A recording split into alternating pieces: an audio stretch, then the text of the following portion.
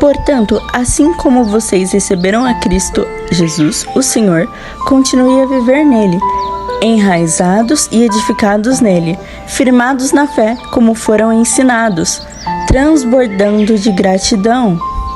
Colossenses 2, do 6 ao 7.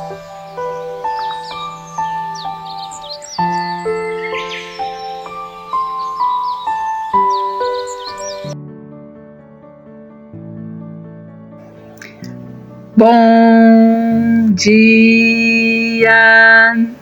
Estamos de volta com as nossas reflexões matinais enraizados em Cristo.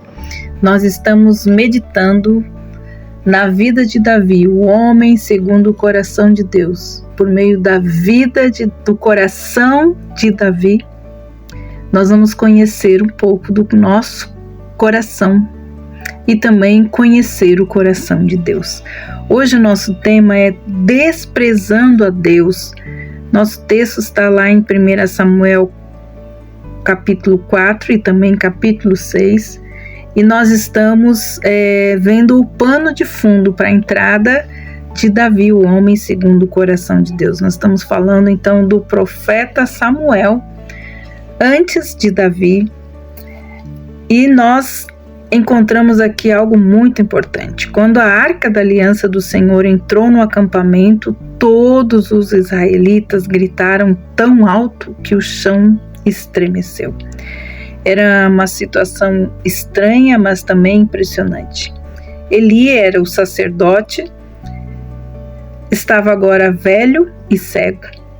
Já o profeta Samuel caminhava para a sua juventude. A Bíblia diz que o Senhor estava com Samuel enquanto ele crescia, e este fazia com que todas as suas palavras se cumprissem. 1 Samuel 3,19. Diz assim: o Senhor continuou aparecendo em Siló, onde havia se revelado a Samuel por meio da sua palavra. Você reparou que o povo que mais ignora o Altíssimo é o primeiro a culpá-lo nas piores situações? Parece que nada mudou. As pessoas desprezam a Deus, desonram a Deus, não guardam o temor do Senhor no seu coração, mas quando coisas ruins acontecem, eles perguntam: por que Deus permitiu? Aonde está Deus nesse momento? Os israelitas haviam ignorado, haviam rejeitado o Senhor durante toda a sua geração. Agora encontravam a derrota, e a primeira pergunta deles foi: por que o Senhor deixou que os filisteus nos derrotassem? Tenho notado uma outra coisa bem específica nas pessoas que são religiosas, aquelas que não andam com Deus. Elas não conseguem distinguir a diferença entre a verdadeira fé e a superstição. Os líderes foram então buscar a Arca da Aliança. Sem dúvida, o pensamento deles era que se os seus ancestrais obtinham grandes vitórias carregando a arca, também seriam vitoriosos se levassem ao campo de batalha. Foi assim que os israelitas pensaram quando os filisteus estavam prestes a atacá-los. Podemos extrair uma grande lição da presunção deles. O soberano Deus ama profundamente, porém não aceita o desrespeito. Ele não nos permitirá desvalorizá-lo, e ele não abençoará o nosso menosprezo. As pessoas genuinamente espirituais reconhecem que as representações da presença de Deus, tais como templos de igrejas, organizações e até mesmo a arca sagrada, não tem significado algum sem a presença dele. Quem honra o Senhor sempre respeitará as representações da sua presença, mas não vão adorá-lo. Os verdadeiros cristãos certamente não permitirão que símbolos ocupem o lugar do Altíssimo. Aqui no relato de 1 Samuel, nós temos os dois filhos de Eli, Ofni e Finéias. Eles escarneceram do Senhor e desrespeitaram aquilo que era sagrado. Trouxeram a arca. De maneira nenhuma o Senhor daria vitória a eles, os quais consideravam a Arca da Aliança como um amuleto. No entanto, ela não tinha poder de salvar. Apenas o Deus que enchia a arca com a sua graça e com a sua presença era detentor desse poder. Da mesma forma, a cruz, ela não tem poder de salvar, mas apenas o Cristo que a santificou com a sua presença. Devemos ser muito cautelosos para evitar irmos ao Senhor como quem recorre a um talismã ou como um gênio da lâmpada. Então, nós temos aqui algo muito importante. Os israelitas tentaram combater os filisteus sem a proteção divina. Isso resultou em 4.000 mortos. Quando diz respeito a Deus entrou nos acontecimentos, os israelitas perderam 30.000 soldados e a arca foi capturada e os 2 filhos de Eli, Ofni e Finéias, foram mortos. E logo chega o mensageiro a Siló para relatar então esse desastre. Ele anuncia ao profeta Eli. Israel fugiu dos filisteus e houve uma grande matança entre os soldados. Também os seus 2 filhos, Ofni e Finéias, estão mortos e a arca de Deus foi tomada.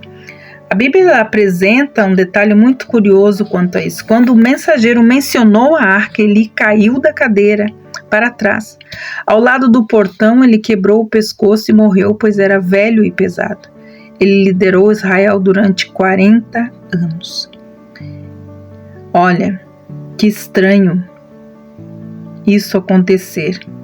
Algo patético ao sacerdote de Deus. Então, aqui são os acontecimentos que envolvem a perda da batalha e também da arca.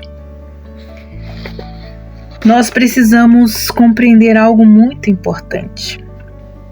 Na manhã seguinte, então, a arca tinha sido levada pelos filisteus. Dagom era o deus dos filisteus. Ele era supostamente o pai de outro deus chamado Baal. Logo, o templo dele era importante para os filisteus. Então, eles levam a arca e colocam nesse lugar no templo, como quem dizia: o meu Deus é maior que o seu.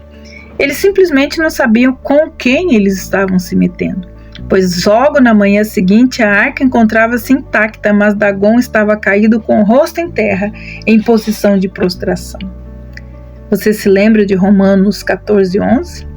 Porque está escrito: por mim mesmo jurei, diz o Senhor, diante de mim todo joelho se dobrará e toda língua confessará que sou Deus.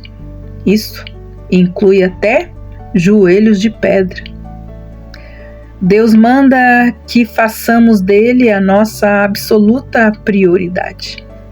Até mesmo tentativas de colocá-lo ao lado de outras coisas que reverenciamos significa desonrá-lo.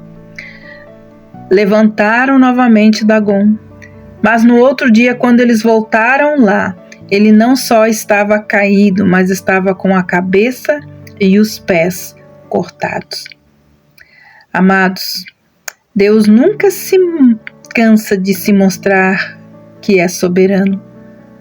Por isso, ele também enviou uma praga sobre os filisteus em Astote. Então, nós vimos que eles colocaram a arca da aliança e mandaram então ela de volta. O que nós podemos aprender aqui? Nós podemos aprender algo muito importante.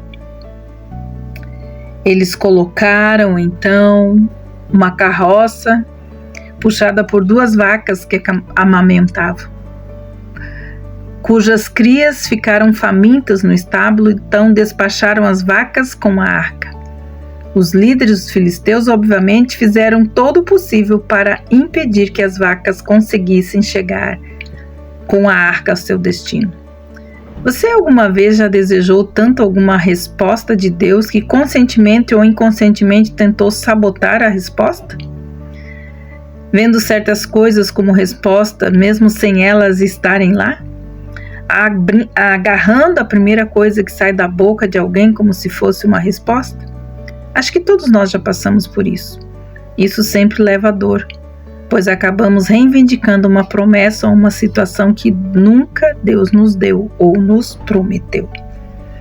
Então, aqui, nós precisamos compreender que todos aqueles que desprezam a Deus, todos aqueles que não guardam o temor de Deus no seu coração e desonram, não colocando o Senhor como sua absoluta prioridade, eles não vão ter a bênção, não terão de forma alguma o coração de Deus para as suas necessidades. Então, amados, cuide que seu coração não despreze, não honre e nem tenha o temor do Senhor no coração, porque isso pode se tornar um laço quando você despreza Deus, um laço para a sua vida. Que Deus abençoe você e até amanhã com as nossas reflexões matinais enraizados em Cristo. Fechando então esse pano de fundo para a entrada de Davi, o homem segundo o coração de Deus. Que Deus te abençoe e até lá!